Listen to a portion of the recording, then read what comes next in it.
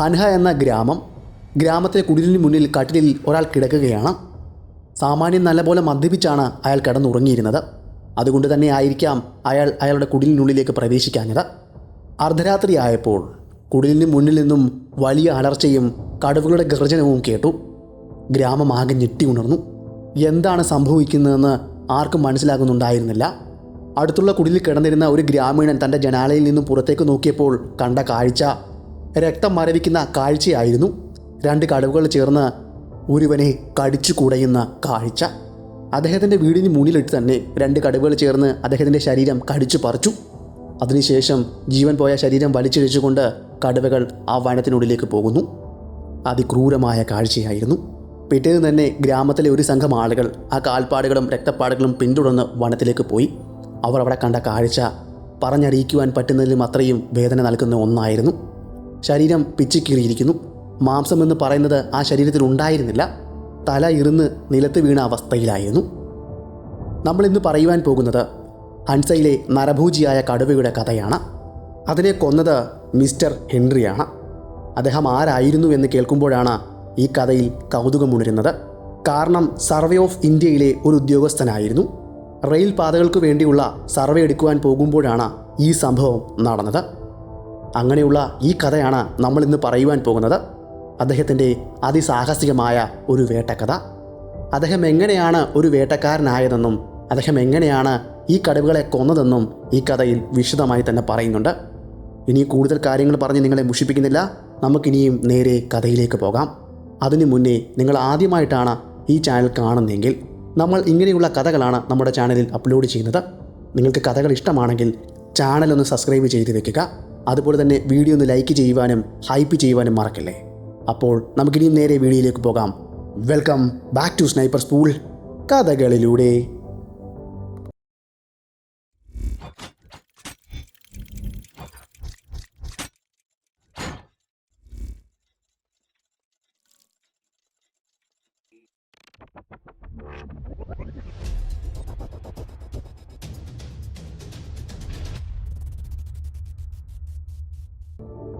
വർഷം 1903 ഏപ്രിൽ 13.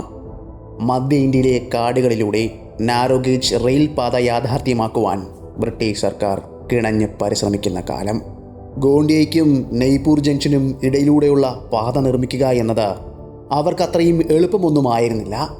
ഒരിക്കലും ഇന്നത്തെ പോലെ ആയിരുന്നില്ല കൻഹ നാഷണൽ പാർക്ക്. അവിടം ഒട്ടും സുരക്ഷിതമല്ലായിരുന്നു.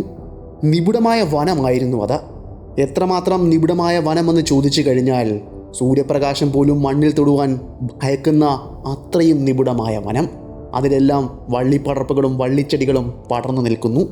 പ്രകാശം താഴേക്ക് വരുവാൻ പോലും ഭയക്കുന്നു. ഇതുമാത്രമായിരുന്നില്ല ആ വനത്തെ അത്രയധികം അപകടകാരിയാക്കി മാറ്റിയത്.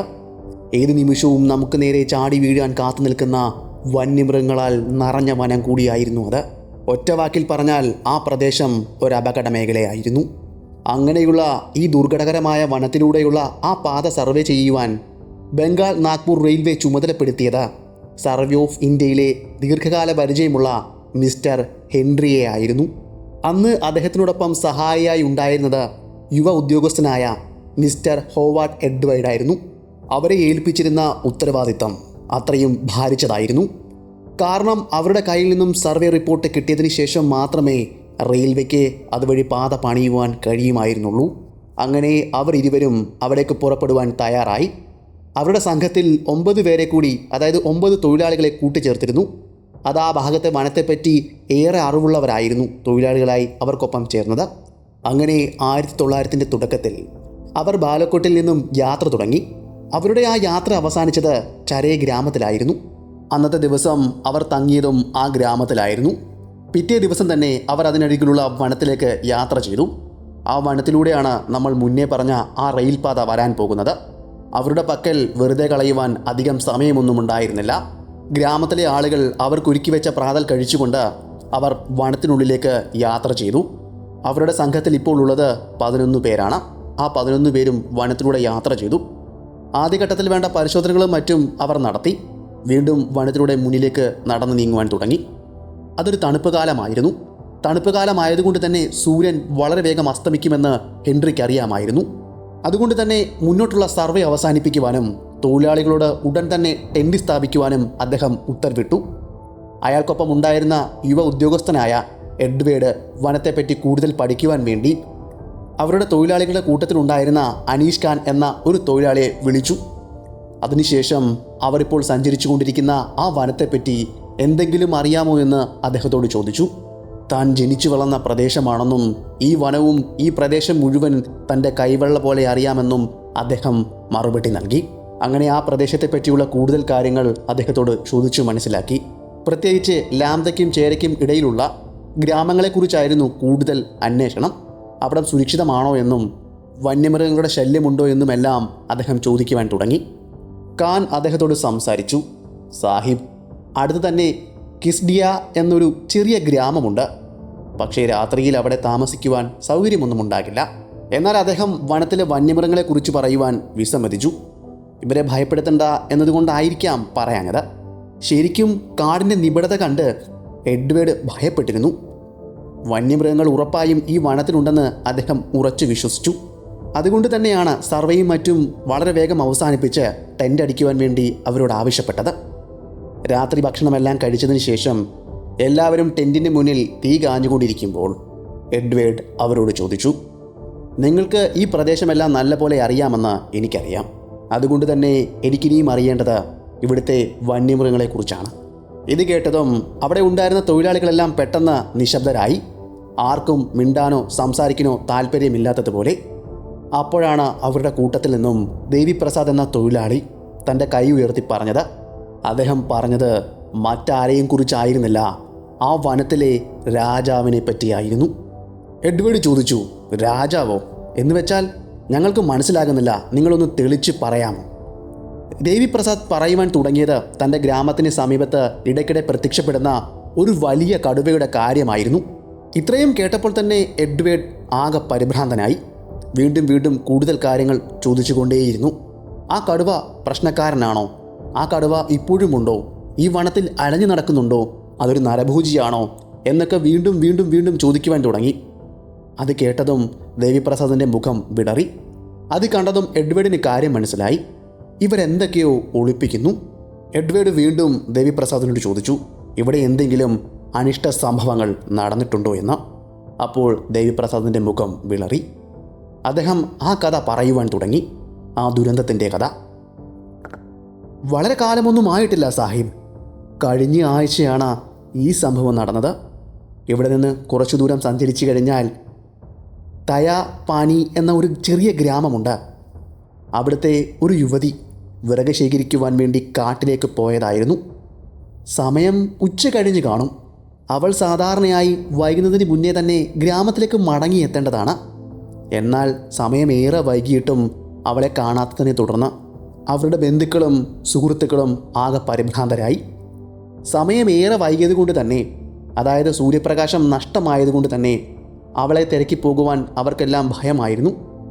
പിറ്റേ ദിവസമാണ് ഗ്രാമത്തിലെ ആളുകൾ സംഘം ചേർന്ന് അവൾ വിറക് ശേഖരിക്കുവാൻ പോയ ആ വനത്തിലേക്ക് അവളെ തിരക്കിപ്പോയത്. ഏറെ ദൂരം അവർ വനത്തിലൂടെ സഞ്ചരിച്ചു. എന്നിട്ടൊന്നും അവളെ കണ്ടെത്താൻ കഴിഞ്ഞില്ല. അങ്ങനെ വീണ്ടും മുന്നിലേക്ക് പോയപ്പോൾ മുളങ്കാടുകൾക്കിടയിൽ അവളുടെ വസ്ത്രങ്ങൾ ചിതറിക്കിടക്കുന്ന കാഴ്ച അവർ കണ്ടു. അപ്പോൾ തന്നെ അവിടേക്കെത്തിയ ഗ്രാമത്തിലെ ആളുകൾക്കെല്ലാം കാര്യങ്ങൾ വ്യക്തമായിരുന്നു. അവൾ ജീവനോടെ ഇല്ല. എന്നാൽ അവളുടെ ശരീരം എവിടെയാണ്, അവൾക്ക് എന്താണ് പറ്റിയതെന്ന് അറിയേണ്ടതുണ്ട്. അവർ വീണ്ടും തിരഞ്ഞുകൊണ്ടിരുന്നു. പിന്നീട് കുറച്ചു ദൂരം കൂടി അവളെ തിരക്കിപ്പോയപ്പോൾ കണ്ട കാഴ്ച ഭയാനകമായിരുന്നു. അവളുടെ ശരീരം പകുതി ഭക്ഷിച്ച നിലയിലായിരുന്നു. അത് വലിച്ചു കീറപ്പെട്ട നിലയിലായിരുന്നു. അതിനു പുറമെ അവരെ വീണ്ടും ഭയപ്പെടുത്തിയത് മറ്റൊന്നുമായിരുന്നില്ല. അതിൻ്റെ സമീപ പ്രദേശത്ത് കണ്ട കാലടയാളങ്ങളായിരുന്നു. അതെ, ഒരു ജോഡി കടുവകളായിരുന്നു ഇതിന് പിന്നിൽ. അതായത് ഒരു പെൺകടുവയും ഒരു ആൺകടുവയും. അവരാണ് ഇവളെ വേട്ടയാടി കൊന്നിരിക്കുന്നത്. അതേ സാഹിബ്, അവളെ വേട്ടയാടി തന്നെയാണ് കൊന്നിരിക്കുന്നത്. കാരണം അവിടെ നിന്നും ഏറെ ദൂരം സഞ്ചരിച്ചു കഴിഞ്ഞപ്പോൾ ഞങ്ങൾ കണ്ടത് അവൾ ശേഖരിച്ച് നല്ല വൃത്തിക്ക് കെട്ടിയ അവളുടെ വിറക് കെട്ടായിരുന്നു. അവിടെ വെച്ചായിരിക്കണം ആ കടുവകൾ അവളെ വേട്ടയാടുവാൻ തുടങ്ങിയത്. അവിടെ നിന്നും ഏകദേശം 400-200 മീറ്റർ മാറിയാണ് ഈ ശരീരം കിടന്നിരുന്നത്. ഉറപ്പായും ആ കടുവകൾ അതിക്രൂരമായി വേട്ടയാടി തന്നെയാണ് കൊന്നത്. അയാൾ തൻ്റെ കഥ പറഞ്ഞവസാനിപ്പിച്ചപ്പോൾ അവിടെ പടർന്നത് തികഞ്ഞ നിശബ്ദതയായിരുന്നു. ടെൻ്റ് മുഴുവൻ ആകെ നിശബ്ദതയിലേക്ക് മാറി. ഹെൻറി നേരത്തെ വർക്ക് ചെയ്തിരുന്നത് വനംവകുപ്പിലായിരുന്നു. 5 വർഷം അദ്ദേഹത്തിന് പ്രവൃത്തി പരിചയമുണ്ട്. അതുകൊണ്ട് തന്നെ എല്ലാവർക്കും അദ്ദേഹം കർശനമായ നിർദ്ദേശങ്ങൾ നൽകി. രാത്രിയിൽ എന്തുണ്ടായാലും ആരും ടെൻറ്റിന് പുറത്തിറങ്ങരുത്. കടുവകൾ ജോഡിയായിരിക്കുമ്പോൾ, പ്രത്യേകിച്ച് ശൈത്യകാലത്ത്, അവർ കൂടുതൽ അക്രമകാരികളാകും. തൻ്റെ ഇണയെ പ്രീണിപ്പിക്കുവാൻ ആൺകടുവകൾ എന്തും ചെയ്യും. അദ്ദേഹം അവർക്കെല്ലാം മുന്നറിയിപ്പ് നൽകി. കുറച്ച് സമയത്തേക്ക് ആ ക്യാമ്പ് തികഞ്ഞ നിശബ്ദതയിലേക്ക് മാറി. ആളുകൾ പരസ്പരം നോക്കി, പിന്നീട് സംസാരിക്കുവാനും തുടങ്ങി. അതോടെ ഹെൻറി എഡ്വേർഡിനെ ഒന്ന് നോക്കി. എഡ്വേർഡ് അവരുടെ തൊഴിലാളികളോട് നിശബ്ദരായിരിക്കുവാൻ പറഞ്ഞു. അതിനുശേഷം അവരുടെ ടെൻറ്റുകളിലേക്ക് മടങ്ങുവാനും ഉറങ്ങുവാനും ആവശ്യപ്പെട്ടു. തൊഴിലാളികളെല്ലാം ടെൻറ്റിലേക്ക് മടങ്ങിയ ശേഷവും ഹെൻറിയും എഡ്വേർഡും തീ കാഞ്ഞുകൊണ്ട് അവരുടെ കൈവശമുണ്ടായിരുന്ന പൈപ്പ് വലിച്ചുകൊണ്ടിരുന്നു. പരസ്പരം കാര്യങ്ങൾ പറയുവാനും തുടങ്ങി. അവരുടെ ആശങ്കകൾ പങ്കുവെച്ചു. അല്പസമയം കൂടി കഴിഞ്ഞതോടെ അവർ ഇരുവരും ടെൻറ്റുകളിലേക്ക് മടങ്ങുകയും ചെയ്തു. ടെൻറ്റിലേക്ക് മടങ്ങിയെങ്കിലും എഡ്വേർഡിന് ഉറക്കം വന്നില്ല. അയാൾ കുറച്ചു സമയം ടെൻറ്റിൽ അങ്ങോട്ടും ഇങ്ങോട്ടും നടന്നു. വിളക്കണയ്ക്കുവാൻ തയ്യാറായില്ല. അദ്ദേഹത്തിന് എന്തോ ഭയമുണ്ട്. അതെല്ലാം മാറ്റിവെച്ച് തലേന്നത്തെ രേഖകൾ തയ്യാറാക്കുവാൻ വേണ്ടി അദ്ദേഹം തൻ്റെ ഡെസ്കിലിരുന്നു. പതിയെ പതിയെ തനിക്ക് വേണ്ട കാര്യങ്ങളെല്ലാം പേപ്പറിലേക്ക് എഴുതുവാൻ തുടങ്ങി. അങ്ങനെ സമയം പതിയെ മുന്നിലേക്ക് പോയി. സമയം ഏകദേശം 12 മണിയായതോടെ എഡ്വേർഡിന് പതിയെ ഉറക്കം വരുവാൻ തുടങ്ങി. അദ്ദേഹം തൻ്റെ എഴുത്തുകൾ നിർത്തിയതിന് ശേഷം പതിയെ ടെൻറ്റിലെ തൻ്റെ കട്ടിലേക്ക് വന്നിരുന്നു. അപ്പോഴാണ് അദ്ദേഹം ആ കാഴ്ച കണ്ടത്. തൻ്റെ ടെൻറ്റിന് പുറത്തുകൂടി 2 കറുത്ത നിഴലുകൾ നടന്നു നീങ്ങുന്നത്. ശരിക്കും അദ്ദേഹം ശ്വാസം അടക്കി പിടിച്ചാണ് ആ കാഴ്ച കണ്ടത്. ടെൻറ്റിന് പുറത്തെ തീ അപ്പോഴേക്കും അണഞ്ഞു തുടങ്ങിയിരുന്നു. വളരെ വേഗം തന്നെ അദ്ദേഹത്തിൻ്റെ ടെൻറ്റിൽ കത്തിച്ചു വെച്ചിരുന്ന ആ വിളക്കും അയാൾ അണച്ചു. അദ്ദേഹത്തിന് പരിഭ്രാന്തിയായി. വെളിച്ചം കണ്ട് ആ നരഭോജികളായ കടുവകൾ തൻ്റെ ടെൻറ്റിലേക്ക് ആകർഷിച്ചു എന്ന് പോലും അദ്ദേഹം ചിന്തിച്ചു. ഭയപ്പെട്ടു. കാരണം തൻ്റെ ടെൻറ്റിന് തൊട്ടടുത്തുകൂടിയാണ് ആ നരഭോജി കടുവയും അതിൻ്റെ ഇണയും നടന്നു പോയത്. വ്യക്തമായി തന്നെ ആ നിഴലുകൾ അദ്ദേഹം കണ്ടതുമാണ്. പെട്ടെന്ന് തന്നെ ഹെൻറി തൻ്റെ ടെൻറ്റിൽ ഉറങ്ങിക്കിടന്നിരുന്ന എഡ്വിനെ വിളിച്ചുണർത്തി. അദ്ദേഹം കണ്ട കാര്യങ്ങൾ വളരെ വ്യക്തമായി തന്നെ എഡ്വിനോട് പറഞ്ഞു. എഡ്വിൻ തൻ്റെ റൈഫിൽ എടുക്കുകയും അത് ലോഡ് ചെയ്യുകയും ചെയ്തു. എന്നാൽ വെടിവെച്ചില്ല. കാരണം ഇപ്പോൾ കടുവ എവിടെയാണെന്ന് അവർക്കറിയില്ല. നരഭോജിയായ കടുവകൾ ഉണ്ട് എന്ന് ഹെൻറിക്ക് അറിയാവുന്നതുകൊണ്ടും എഡ്വേർഡിന് ഇപ്പോൾ അറിയാവുന്നതുകൊണ്ടും അവർ ഇരുവരും അന്നത്തെ രാത്രിയിൽ ഉറങ്ങിയില്ല. ഹെൻറി തൻ്റെ റൈഫിൽ മുറുകെ പിടിച്ചുകൊണ്ട് ഏത് നിമിഷവും വെടിവെക്കുവാൻ തയ്യാറായി തന്നെ നിന്നു. എന്നാൽ ആ രാത്രിയിൽ ആ കടുവകൾ അവരുടെ ടെൻറ്റിനെ ആക്രമിച്ചില്ല. നേരം പുലരുവോളം ആ കാവൽ അവർ തുടർന്നു. ശബ്ദം കേൾക്കുന്ന ദിശയിലേക്കെല്ലാം അവർ തൻ്റെ തോക്കുകൾ ചൂണ്ടി. നേരം പുലരുവോളം ആ കടുവകളെ അവർ പ്രതീക്ഷിച്ചു. എന്നാൽ കടുവകൾ വന്നില്ല. നേരം പുലർന്ന ശേഷം ഹെൻറിയും എഡ്വേർഡും കടുവകൾ തന്നെയാണോ അവരുടെ ക്യാമ്പിലേക്ക് വന്നതെന്നറിയുവാൻ വേണ്ടി പരിശോധന നടത്തി. ഈ വിവരങ്ങൾ അത്രയും തൊഴിലാളികളോട് പറയുവാൻ അവർ തയ്യാറായില്ല. അവർ ഭയപ്പെട്ടാലോ എന്ന് കരുതി അവരിൽ നിന്നും ഒളിച്ചു വെച്ചു. അങ്ങനെ അവരുടെ തിരച്ചിലിൽ ക്യാമ്പിന് സമീപത്തുകൂടി കടന്നു പോകുന്ന ഒരു തോട്ടിൻ്റെ സമീപത്ത് എഡ്വേർഡ് ആ കടുവകളുടെ കാൽപ്പാടുകൾ കണ്ടെത്തി. ആ വിവരം ഹെൻറിയെ അറിയിക്കുകയും ചെയ്തു. എന്നാൽ അവർ ഇരുവരും ഈ വിവരങ്ങൾ തൊഴിലാളികൾ ഭയപ്പെട്ടാലോ എന്ന് കരുതി അവരുടെ അടുക്കിൽ നിന്നും മറച്ചു വെച്ചു. അന്ന് അവരവിടെ നിന്നും ക്യാമ്പുകൾ പൊളിച്ചു മാറ്റിയില്ല. പകരം അവർ തീരുമാനിച്ചത് കുറേ ദൂരം സഞ്ചരിച്ചതിന് ശേഷം ഇവിടേക്ക് തന്നെ മടങ്ങി വന്ന് ഇവിടെ തന്നെ ക്യാമ്പ് ചെയ്യാം എന്നാണ്.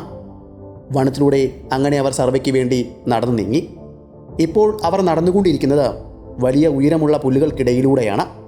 ടൈഗർ ഗ്രാസ് എന്നാണ് ഹെൻറി ഇതിനെ വിളിക്കുന്നത്. ഹെൻറി എഡ്വേർഡിന് ഈ ഗ്രാസിനെ പറ്റി പറഞ്ഞു കൊടുത്തു. കടുവകൾക്ക് പൂർണ്ണമായും ഒളിച്ചിരിക്കുവാൻ കഴിയുന്ന ഇത്തരം പുല്ലുകൾ കാടുകളിൽ ഉടനീളമുണ്ട്. അവ പലപ്പോഴും ഇങ്ങനെയുള്ള പുല്ലുകൾക്കിടയിലായിരിക്കും മറഞ്ഞിരിക്കുന്നത്. തൻ്റെ ഇരകൾ തന്നിലേക്ക് അടുക്കുന്ന സമയം ഈ പുല്ലുകൾക്കിടയിൽ നിന്നും അവർ ഇരയുടെ നേരെ തൻ്റെ ദംഷ്ടകൾ ഉയർത്തി ചാടി വീഴും. കഴുത്തിൽ കടിച്ച് കഴുത്തൊടിച്ച് തൻ്റെ ഇരയെ കൊല്ലും. അവിടെ നിന്നും വലിച്ചിടിച്ചു കൊണ്ടുപോയി അവയെ ആഹാരമാക്കും. എഡ്വേർഡ്, നിനക്കറിയാമോ, നമ്മളിപ്പോൾ ആ കടുവയുടെ ദഹയിലാണ് കഴിഞ്ഞു പോകുന്നത്. നമ്മളൊട്ടും സുരക്ഷിതരല്ല. ഏതു നിമിഷവും ആ കടുവകൾ നമ്മളെ ആക്രമിക്കും, കൊലപ്പെടുത്തും. ആരെയെങ്കിലും നമ്മുടെ കൂട്ടത്തിൽ നിന്നും പിടിച്ചഴച്ചു കൊണ്ടുപോകും. അതുകൊണ്ട് തന്നെ തിരികെ പോകുമ്പോൾ നമുക്കിനിയും ടെൻറ്റുകളിൽ കഴിയണ്ട. തലേന്ന് രാത്രിയിൽ എന്താണ് ഉണ്ടായതെന്ന് നമുക്ക് മാത്രമേ അറിയാവൂ. നമ്മളുടെ കൂടെ നമ്മളെ വിശ്വസിച്ചാണ് ഈ തൊഴിലാളികൾ വന്നിരിക്കുന്നത്. അതുകൊണ്ട് അവരുടെ ജീവനും നമുക്ക് സംരക്ഷിക്കേണ്ടതുണ്ട്. അതിനാൽ ഇന്ന് രാത്രിയിൽ ടെൻറ്റുകളിൽ കഴിയണ്ട. പകരം മരത്തിന് മുകളിൽ മച്ചാൻ കെട്ടി അവിടെ ഇന്നത്തെ രാത്രി കഴിഞ്ഞുകൂടാം. ആ മച്ചാൻ കെട്ടുന്നത് നമ്മുടെ ടെൻറ്റുകൾക്ക് അടുത്ത് തന്നെ വേണം. കാരണം ഇന്ന് രാത്രിയിൽ എനിക്ക് ടെൻറ്റുകളിൽ നോക്കണം. ആ കടവുകൾ വീണ്ടും വരുമോ എന്നറിയണം. അതുകൊണ്ട് തന്നെ മച്ചാനുകൾ പണിയുന്നത് ആ ടെൻറ്റിനടുത്തുള്ള വലിയ മരങ്ങളിൽ തന്നെ വേണം. എഡ്വേർഡ് ഹെൻറിയോട് പറഞ്ഞു. എന്നാൽ എന്തുകൊണ്ടാണ് നമ്മൾ മച്ചാനിലേക്ക് മാറുന്നതെന്ന വിവരം തൊഴിലാളികളെ അറിയിക്കേണ്ട. അവർ ഭയപ്പെടും. ഈ കാര്യങ്ങൾ അത്രയും രഹസ്യമായി തന്നെ നീ വെക്കണം. നേരം ഇരുട്ടുന്നതിന് മുന്നേ തന്നെ ഹെൻറിയും എഡ്വേർഡും തൻ്റെ തൊഴിലാളികളും അവരുടെ സെറ്റിൽമെൻറ്റിലേക്ക് മടങ്ങിയെത്തിയിരുന്നു. സെറ്റിൽമെൻറ്റിലേക്ക് മടങ്ങിയെത്തിയ തൊഴിലാളികൾ ക്ഷീണം കാരണം അവരുടെ ടെൻറ്റുകളിലേക്ക് പോകുവാൻ തുടങ്ങിയപ്പോൾ എഡ്വേർഡ് അവരെ വിളിച്ചു. അതിനുശേഷം എന്തിനാണ് നമ്മൾ നേരത്തെ വന്നതെന്ന് അറിയാമോ എന്ന് ചോദിച്ചു. തൊഴിലാളികൾ പറഞ്ഞു അറിയില്ല എന്ന്. അവരോട് പറഞ്ഞു, നമ്മൾ ഇന്ന് കഴിയുവാൻ പോകുന്നത് ഈ ടെൻറ്റിലല്ല. നമുക്ക് ഇവിടെയുള്ള മരങ്ങളിൽ നമുക്ക് താമസിക്കാൻ പറ്റിയ രീതിയിൽ മച്ചാനുകൾ കെട്ടേണ്ടതുണ്ട്. അതുകൊണ്ടാണ് നമ്മുടെ സർവേകൾ വേഗത്തിൽ അവസാനിപ്പിച്ച് നമ്മൾ സെറ്റിൽമെൻറ്റിലേക്ക് മടങ്ങിയെത്തിയത്. എത്രയും വേഗം ഈ മരങ്ങൾക്ക് മുകളിൽ കയറുക. നമുക്ക് ഇന്നത്തെ രാത്രിയിൽ കിടക്കുവാൻ വേണ്ടി അവിടെ മച്ചാനുകൾ തയ്യാറാക്കുക. പറഞ്ഞു കേട്ടതും മണിക്കൂറുകൾ കൊണ്ട് തന്നെ അവർക്ക് താമസിക്കുവാൻ വേണ്ടിയുള്ള മച്ചാനുകളെല്ലാം മരത്തിന് മുകളിൽ അവർ തയ്യാറാക്കി കെട്ടിയൊരുക്കി. 3-4 മരങ്ങളിലായിട്ടാണ് അവർക്ക് കിടക്കുവാൻ വേണ്ടിയുള്ള മച്ചാനുകൾ അവർ തയ്യാറാക്കിയത്. ഇരുട്ടി തുടങ്ങിയപ്പോൾ അവരുടെ പണികളെല്ലാം അവസാനിപ്പിച്ച് ടെൻറ്റിലേക്ക് വരികയും ടെൻറ്റിന് മുന്നിൽ വലിയ തീ കൂട്ടുകയും ചെയ്തു. അതിനുശേഷം അവരെല്ലാം അവിടെ ഒരുമിച്ചിരുന്ന് ഭക്ഷണം കഴിക്കുകയും പിന്നീട് ടെൻറ്റിലേക്ക് പോയി അല്പസമയം ഇരിക്കുകയും രാത്രിയാകുന്നതിന് മുന്നേ തന്നെ അവർ അവരുടെ മച്ചാനുകളിലേക്ക് മടങ്ങുകയും അവിടെ വിശ്രമിക്കുവാൻ കിടക്കുകയും ചെയ്തു. ഹെൻറിയും എഡ്വേർഡും ഒരു മച്ചാനിലായിരുന്നു ഇരുന്നിരുന്നത്. അവരുടെ ഇന്നത്തെ ഉദ്ദേശം എന്തെന്നാൽ അവരുടെ ടെൻറ്റുകളിലേക്ക് ആ കടവുകൾ വരുമോ എന്നറിയണമായിരുന്നു. ഹെൻറിക്ക് ഒരു വിശ്വാസമുണ്ടായിരുന്നു. കാരണം തങ്ങളെ ആരോ പിന്തുടരുന്നത് പോലെ രാവിലെ മുതൽ അദ്ദേഹത്തിന് തോന്നി തുടങ്ങിയിരുന്നു. തങ്ങളെ പിന്തുടരുന്നത് ആ കടവുകൾ തന്നെയാണോ എന്ന് അറിയേണ്ടതുണ്ടായിരുന്നു. അതുകൊണ്ട് തന്നെ അന്നത്തെ രാത്രിയും ഹെൻറി ഉറങ്ങിയിരുന്നില്ല.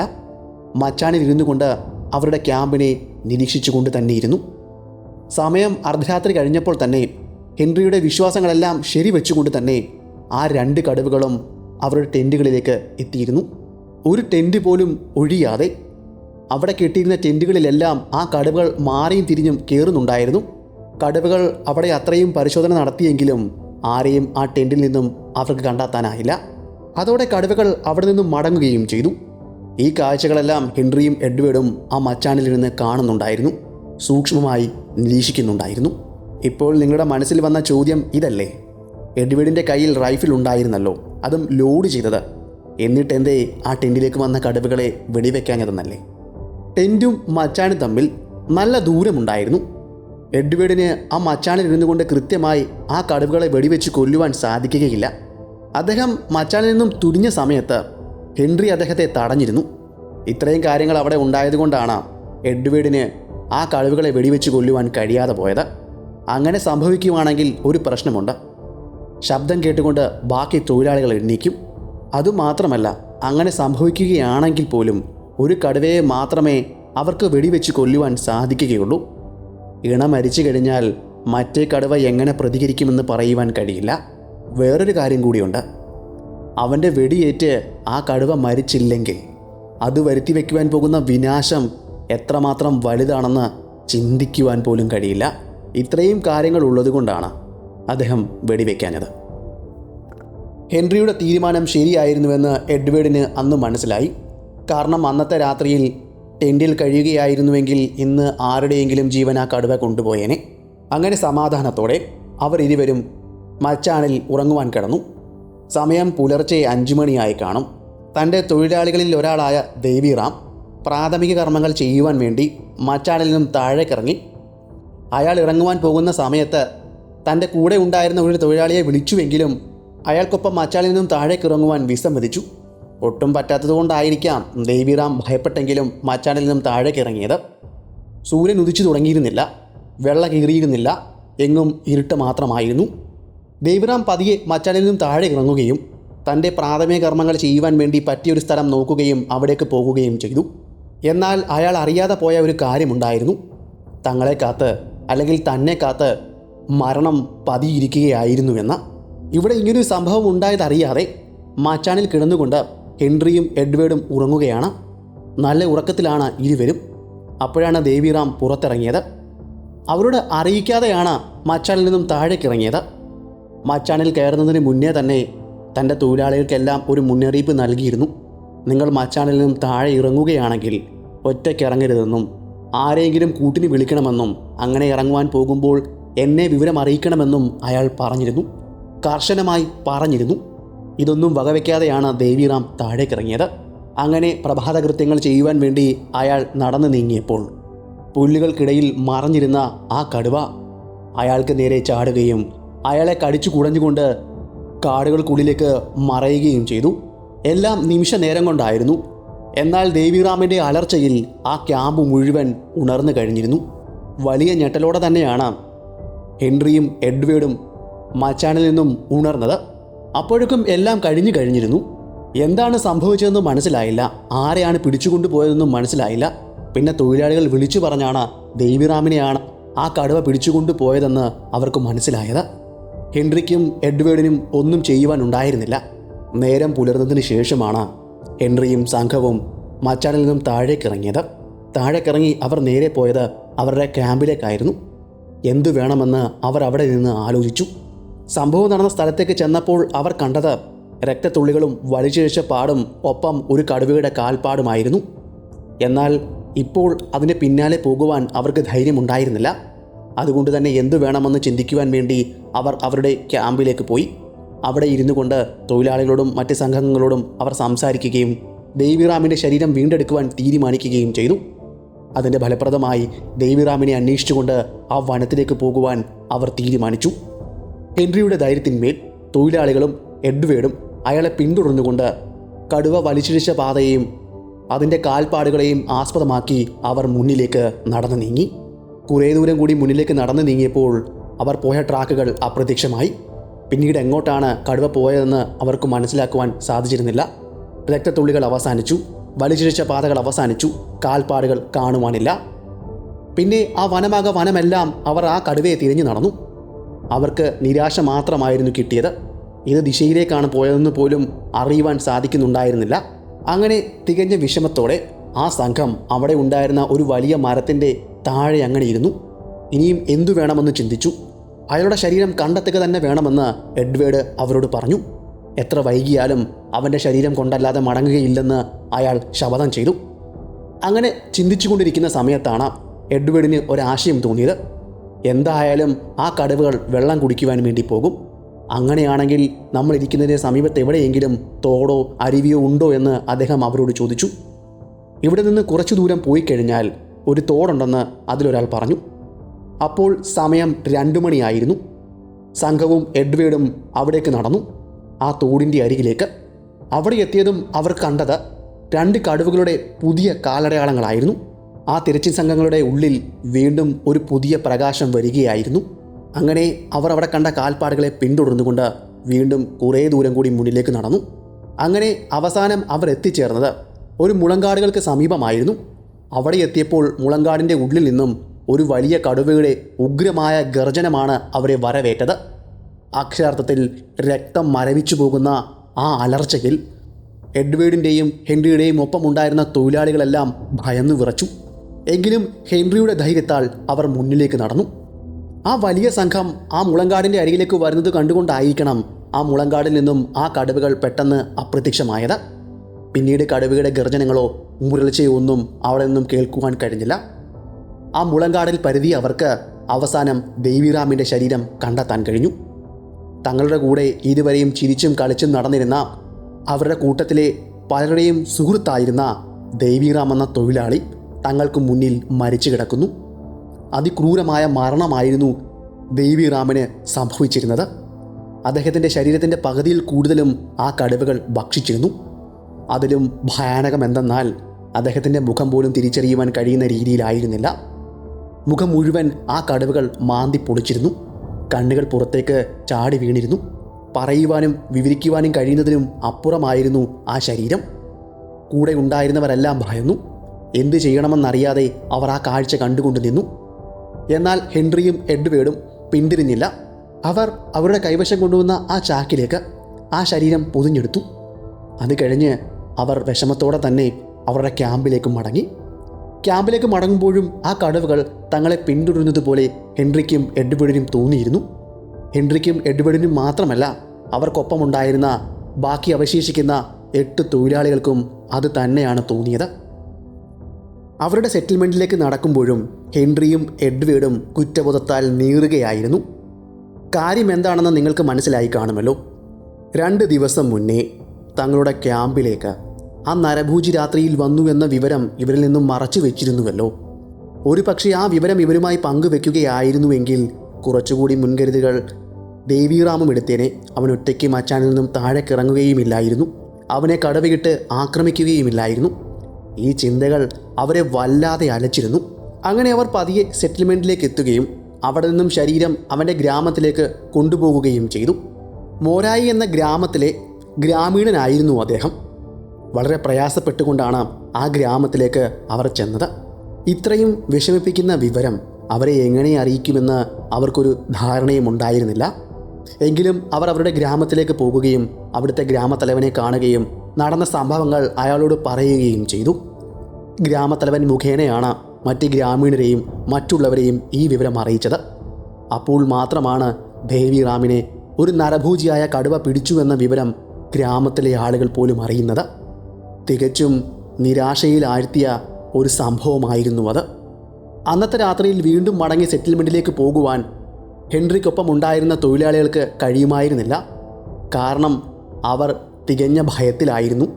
അതുകൊണ്ട് തന്നെ അന്നത്തെ ദിവസം ആ ഗ്രാമത്തിൽ താമസിക്കുവാൻ അവർ തീരുമാനിച്ചു. ഗ്രാമത്തിലെ ഗ്രാമത്തലവൻ്റെ സഹായത്തോടെ അവർക്ക് അവിടെ താമസിക്കാനുള്ള സൗകര്യങ്ങളെല്ലാം ഗ്രാമത്തിലെ ആളുകൾ ചെയ്തു കൊടുത്തു. അങ്ങനെ എഡ്വേർഡും ഹെൻറിയും അവർക്കൊപ്പമുള്ള ബാക്കി 8 പേരും ആ ഗ്രാമത്തിൽ അന്നത്തെ രാത്രിയിൽ കഴിഞ്ഞു. ഹെൻറിയും എഡ്വേർഡും ചിന്തിച്ചത് മറ്റൊന്നുമായിരുന്നില്ല. ഇങ്ങനെയാണെങ്കിൽ തലേന്ന് തൊട്ട് തൊഴിലാളികൾ അവർക്കൊപ്പം സർവേ എടുക്കുവാൻ വേണ്ടി വനത്തിലേക്ക് വരികയില്ല. ഇതിനൊരു പരിഹാരം കാണേണ്ടതുണ്ട്. ഇല്ലെങ്കിൽ ഈ സർവേ നടക്കില്ല.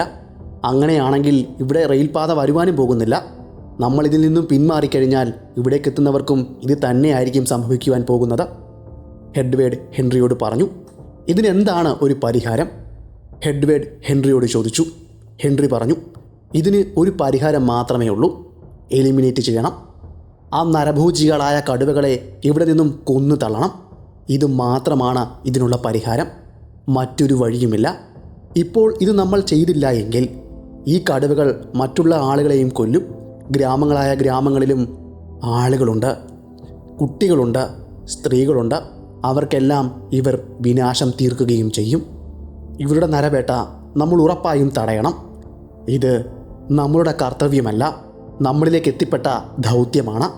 ഹെൻറി പറഞ്ഞവസാനിപ്പിച്ചു. എഡ്വേർഡ് തല ആട്ടുകയും ചെയ്തു. നേരം പുലർന്നപ്പോൾ തന്നെ അവർക്കൊപ്പമുണ്ടായിരുന്ന തൊഴിലാളികൾ തങ്ങളുടെ കുടിലിന് മുന്നിലേക്ക് വന്നു നിന്നു. ഹെൻറിയെയും എഡ്വേർഡിനെയും കാണുവാൻ വേണ്ടിയായിരുന്നു അവർ വന്നു നിന്നത്. അവർക്ക് പറയുവാനുള്ളത് ഇതായിരുന്നു: നരഭോജിയുടെ ശല്യം അവസാനിപ്പിക്കാതെ അവർ ആരും ഇനിയും തങ്ങൾക്കൊപ്പം സർവേക്ക് വരില്ല എന്നാണ്. തങ്ങൾക്ക് തങ്ങളുടെ ജീവനാണ് വലുത്. ഹെൻറിയും എഡ്വേർഡും പ്രതീക്ഷിച്ചതുപോലെ തന്നെയായിരുന്നു സംഭവങ്ങൾ അവിടെ നടന്നത്.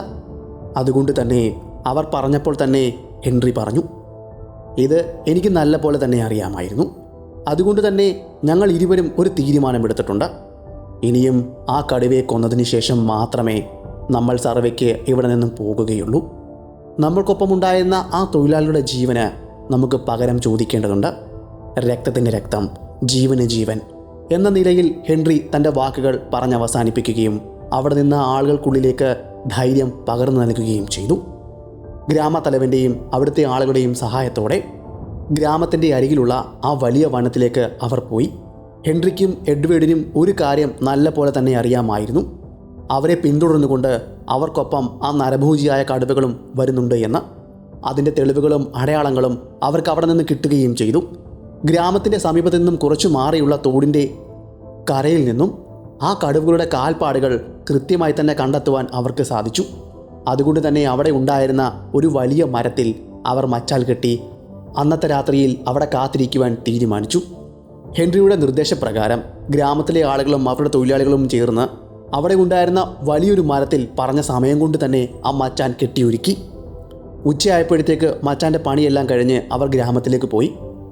വൈകിട്ടത്തെ ഭക്ഷണമെല്ലാം കഴിച്ചതിന് ശേഷം ഹെൻറിയും എഡ്വേർഡും ഒരുപോലെ തന്നെ അവിടേക്ക് എത്തുകയും ആ മച്ചാനിലേക്ക് കയറുകയും ചെയ്തു. അന്നത്തെ രാത്രിയിൽ ആ കടുവയ്ക്ക് വേണ്ടിയുള്ള നീണ്ട കാത്തിരിപ്പാണ്. കോഫിയും സിഗരറ്റും അതുപോലെ തന്നെ ബിസ്ക്കറ്റും മൊത്തവും അവരുടെ കയ്യിൽ കരുതിയിരുന്നു.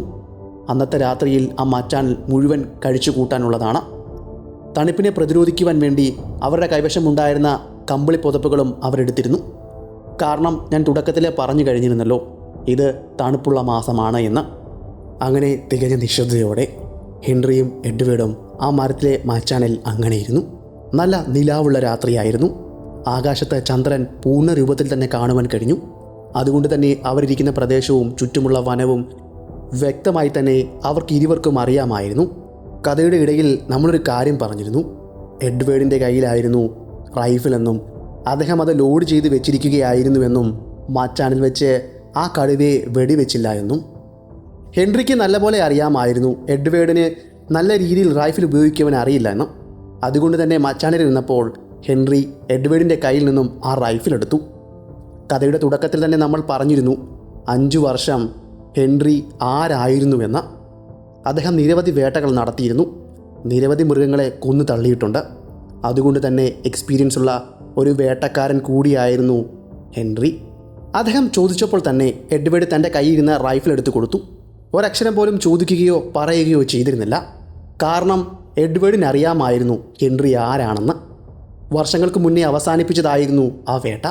വർഷങ്ങൾക്കിപ്പുറം വീണ്ടും അദ്ദേഹത്തിൻ്റെ കണ്ണിൽ ജ്വലിക്കുന്ന ആ കണൽ കണ്ടപ്പോൾ എഡ്വേർഡിന് മനസ്സിലായി ഇനിയും ആ കടുവകളെ കൊല്ലാതെ അദ്ദേഹം അടങ്ങില്ല എന്ന്. അദ്ദേഹത്തിൻ്റെ വാശിയും ശൗര്യവും എത്രയാണെന്ന് അയാൾക്കറിയാമായിരുന്നു. പലപ്പോഴും അത് കണ്ടിട്ടുള്ളതുമാണ്. എങ്കിലും അന്നത്തെ ദിവസം അദ്ദേഹത്തിൻ്റെ മുഖത്ത് വന്ന മുഖഭാവങ്ങൾ, വ്യത്യാസങ്ങൾ, ദേഷ്യം ഇതൊന്നും മുന്നേ കണ്ടിരുന്നതുമില്ല. അദ്ദേഹം തൻ്റെ റൈഫിൽ പിടിച്ച് തോളിലേക്ക് എടുത്തു വെച്ചു, ദൂരേക്ക് ചൂണ്ടി. പിന്നെ ആ റൈഫിലിൻ്റെ അറ്റത്ത് ഒന്ന് തൊട്ടു, തുടച്ചു. സേഫ്റ്റി ക്യാപ്പ് ലോക്ക് ചെയ്യുകയും മാറ്റുകയും ചെയ്തു. അത് മാറ്റി മാറ്റി നോക്കി പ്രവർത്തിക്കുന്നുണ്ടോ എന്ന് ഉറപ്പുവരുത്തി. ലോഡ് ചെയ്തത് ശരിയായ രീതിയിലാണോ എന്നും പരിശോധിച്ചു. റൈഫിൽ തൻ്റെ തോളിൽ തന്നെ തൂക്കിയിട്ടു. അതിനുശേഷം ചുറ്റുപാടും നിരീക്ഷിച്ചു. ഇനിയും ഏത് നിമിഷവും ആ കടുവകൾ അവിടേക്ക് എത്തിയിരിക്കാം. കാരണം അവർക്ക് ഉറപ്പുള്ള കാര്യമാണ് കടുവകൾ തങ്ങളെ പിന്തുടർന്നുകൊണ്ട് ഈ ഗ്രാമത്തിൻ്റെ അരികിലെത്തിയിരുന്നുവെന്ന്. കാരണം അന്നത്തെ ദിവസം അവർ ആ കാലടയാളങ്ങൾ കണ്ടതാണ്. ഇനിയും ഏത് നിമിഷവും ഈ തോടിൻ്റെ അരികിലേക്ക് വെള്ളം കുടിക്കുവാൻ വേണ്ടി ആ കടുവകളെത്തും. അതിനുശേഷം ഗ്രാമത്തിലേക്ക് പോകുകയും ചെയ്യും. അതിനു മുന്നേ ഇവിടെ വെച്ച് തന്നെ അവയെ കൊല്ലണം എന്നത് തന്നെയാണ് ഹെൻറിയുടെ ആഗ്രഹം. അങ്ങനെ സമയം മുന്നിലേക്ക് നീങ്ങി. കാട് തികഞ്ഞ നിശബ്ദതയിലേക്ക് മാറി. അങ്ങ് ദൂരെ നിന്നും എവിടെ നിന്നോ കേടമാൻ്റെ കരച്ചിലുകൾ അവരുടെ കാതുകളിലേക്കെത്തി. അതായത് അത് അലാറം വിളികളാണ്. മാംസഭോജികളായ മൃഗങ്ങൾ തൻ്റെ ഇര തേടി ഇറങ്ങിയതിൻ്റെ സൂചനകളാണ്. വീണ്ടും അവർ ആ ഭാഗത്തേക്ക് ചെവിയോർത്തു. കുറേ സമയത്തിന് ശേഷം വീണ്ടും അവിടെ നിന്നും അലാറം വിളികൾ ഉണർന്നു. കാട് ഉണർന്നിരിക്കുന്നു. രാത്രി വേട്ടയ്ക്ക് വേണ്ടി കാട് തയ്യാറായിരിക്കുന്നു. ഹെൻറി എഡ്വേർഡിനോട് പറഞ്ഞു. റൈഫിൾ അദ്ദേഹം സേഫ്റ്റി ക്യാച്ച് റിമൂവ് ചെയ്തു.